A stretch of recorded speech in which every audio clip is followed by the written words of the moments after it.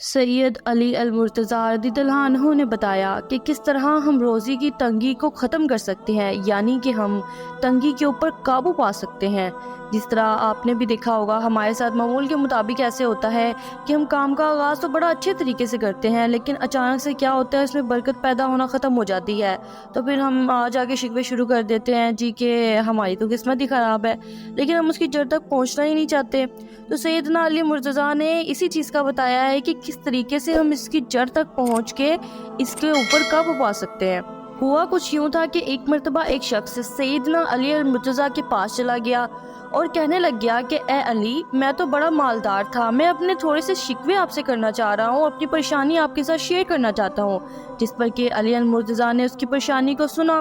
اب وہ شخص کہنے لگا کہ میں بڑا مالدار ہوتا تھا، لیکن پھر اچانک سے گھر کا رزق جانے لگ پڑا، پھر کاروبار بھی بند ہو گیا، یعنی کہ میں اچھے خاصے کاروبار کے ساتھ گزارا کر رہا تھا، لیکن اچانک سے پتہ نہیں کیا ہوا کہ میرا کاروبار جو ہے بند ہونے کے قریب ہو گیا۔ مجھے کچھ سمجھ نہیں آ رہا کہ میں کیا کروں، جس کام میں ہاتھ ڈالتا ہوں وہ بند ہو جاتا ہے، اگر سونے کو بھی ہاتھ ڈالوں تو وہ مٹی بن جائے، اس طریقے کی میری قسمت بن چکی ہے۔ جب وہ شخص اپنے سارے شکوے کو بیان کر رہا تھا، علی کو سنا رہا تھا، تو سیدنا علی رضی اللہ عنہ اس کی کمزوری سمجھ رہے تھے، یعنی کہ وہ اس کے پوائنٹ آف ویو سے، اس کے ایکسپریشن سے جان رہے تھے کہ آخر وہ کون سی غلطی ہے جو یہ کر رہا ہے اور اس کے ہاتھ سے رزق جو ہے وہ جانا سٹارٹ ہو گیا ہے۔ تو جس پر سارا اس کو اینالائز کرنے کے بعد آپ رضی اللہ عنہ نے فرمایا کہ اے شخص، تو اپنے گناہوں کو ترک کرنا شروع کر دے۔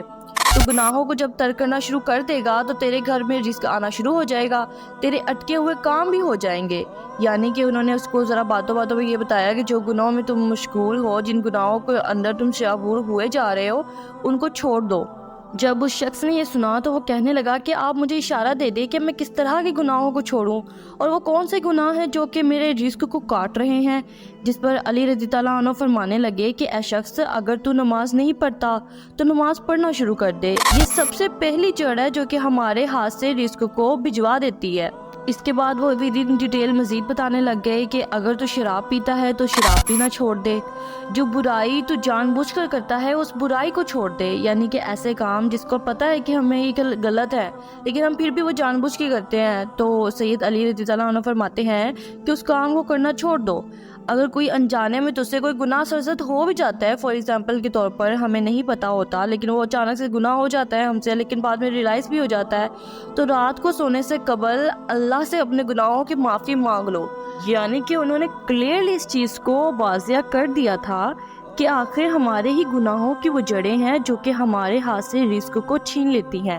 جس پر کہ سید علی رضی اللہ عنہ نے اسے یہ ساری باتیں بتائیں اور کہا کہ اگر تم یہ کام کرنا شروع کر دو گے تو تمہارے جتنے بھی کام اٹکے ہوئے ہیں جو تم سے نہیں ہو رہے یا جن کا بھی تم کہہ رہے ہو کہ بڑی بری قسمت ہے، وہ سب کچھ صحیح ہونا شروع ہو جائیں گے۔ بیان کیا جاتا ہے کہ جب اس شخص نے ان باتوں پر عمل کرنا شروع کر دیا تو اللہ تبارک تعالیٰ نے اس کے بگڑے کام سنوار دیے،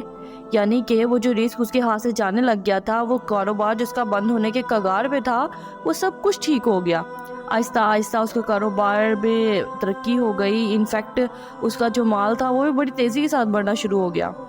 اگر آپ بھی یہ چاہتے ہیں کہ آپ کے ہاتھ سے جو مال جاتا جا رہا ہے، یعنی کہ رزق میں کمی آ رہی ہے، وہ کمی آنا بند ہو جائے، تو نماز پڑھنا شروع کریں، برائی کے کاموں سے اجتناب کریں، تو انشاءاللہ تعالیٰ جو ہے اللہ آپ کی مدد ضرور فرمائے گا، آپ کے رزق میں اضافہ کر دے گا۔ اس میں بڑا ہی اچھا پوائنٹ کور ہوا ہے، تو سبسکرائب، اسی طرح اپنی رائٹ کو کمنٹ سیکشن میں لکھنا ہرگز نہ بھولیں۔ اللہ کی ایمان میں، خدا حافظ۔